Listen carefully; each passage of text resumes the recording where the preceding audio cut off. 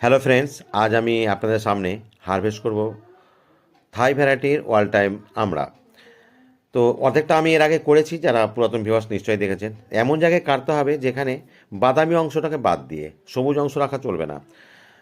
সবুজ অংশ থাকলে সেখান থেকে কিন্তু নতুন ব্রাঞ্চ বেরোবে না। তো নতুন শাখা নিয়ে আসতে গেলে বাদামি অংশটা রেখে দিতে হবে, বাকি অংশটা কেটে ফেলতে হবে। সবটাই করে নিতে হবে। এখন আমরা একদম গাছে রাখা যাবে না, ম্যাচিওর হয়ে গেছে, অনেকটা তো পেকেই গেছিলো, নরম হয়ে গেছিলো। হাত দিয়ে দেখেছি তো, একদম সম্পূর্ণ কেটে নিতে হবে, তাহলে নতুন নতুন ব্রাঞ্চ হবে। আর কীভাবে পরিচয় করবেন সেটা তো অবশ্যই আমার ইউটিউব চ্যানেল যে আছে, যারা পুরাতন ভিউয়ার্স বা সাবস্ক্রাইবার তারা নিশ্চয়ই জানেন। ইতিপূর্বে শর্ট ভিডিও দেখিয়েছি, তো এটাও দেখাবো আমি কদিন পরেই।